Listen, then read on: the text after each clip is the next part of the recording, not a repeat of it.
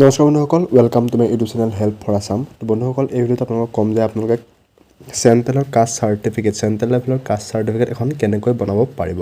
তো বহুতো SSCৰ এক্সামত, আপোনালোকৰ দিল্লী পুলিচৰ এক্সামত বা এনেকুৱা কোনো যদি ভেকেঞ্চি ওলায়, আপোনালোকক বিচাৰে ডকুমেণ্টছ ভেৰিফিকেশ্যনৰ সময়ত যে চেণ্ট্ৰেল লেভেলৰ কাষ্ট চাৰ্টিফিকেট লাগে। তো এই চেণ্ট্ৰেল লেভেলৰ কাষ্ট চাৰ্টিফিকেটখন বনাবলৈ আপোনালোকে কি কৰিব লাগিব আৰু কেনেকৈ ডকুমেণ্টছ আপোনালোকৰ লাগিব। তো বলক আমি ভিডিঅ'টো আৰম্ভ কৰোঁ।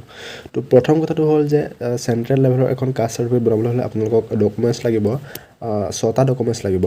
প্ৰথম ডকুমেণ্টছ হৈছে আধাৰ কাৰ্ড, তাৰপিছত 2খন কালাৰফুল ফটো লাগিব, তাৰপিছত আপোনালোকৰ আপডেটেড কাষ্ট চাৰ্টিফিকেট লাগিব। ST-STখিনিৰ বাবে যিখন নতুন caste certificate, digital caste certificate সেইখন লাগিব, আৰু OBC NCLখিনিৰ বাবেও OBC NCL কাষ্ট চাৰ্টিফিকেটখন লাগিব, আৰু লগতে OBC NCLখিনিৰ বাবে ইনকম চাৰ্টিফিকেটখন লাগিব।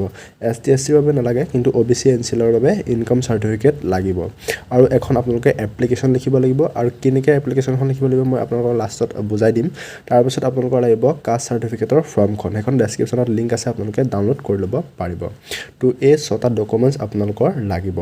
এই 6টা ডকুমেণ্টছ লৈ আপোনালোকে ফৰ্ম ফিল আপ কৰি আপোনালোকে DM অফিচ যাব পাৰে, নহ'লে তহচিলত আপোনালোকে গৈ ছাবমিট কৰিব পাৰে। তো আপোনালোকে বেষ্ট হ'ব DM অফিচ যোৱা। DM অফিচ গ'লে আপোনালোকৰ তাত অতি সোনকালে হৈ যাব, কমেও 4-5 দিনৰ ভিতৰত আপোনালোকে কাষ্ট চাৰ্টিফিকেটখন পাই যাব। তো এইকেইটা বস্তু লাগিব। তো এতিয়া আহিলে এপ্লিকেশ্যনখন আপোনালোকে কেনেকৈ লিখিব লাগিব। তো এপ্লিকেশ্যনখন লিখিবলৈ তেনে ইজি হয়।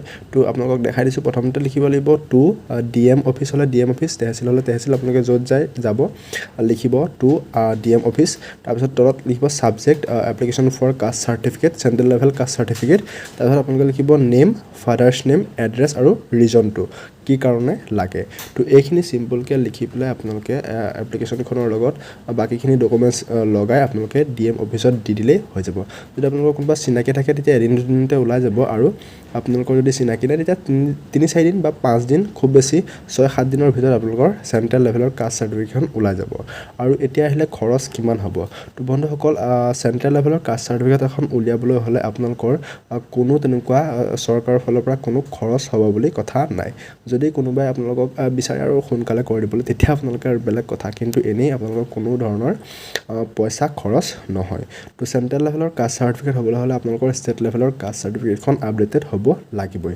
তো এইখিনি ডকুমেণ্টছ হ'লে আপোনালোকে অতি সোনকালে চেণ্ট্ৰেল লেভেলৰ কাষ্ট চাৰ্টিফিকেট এখন বনাব পাৰিব। যদি ভিডিঅ'টো ভাল লাগিলে লাইক কৰিব, শ্বেয়াৰ কৰিব বন্ধু বান্ধৱীসকলৰ লগত, আৰু চেনেলটো ছাবস্ক্ৰাইব কৰিবলৈ নাপাহৰিব।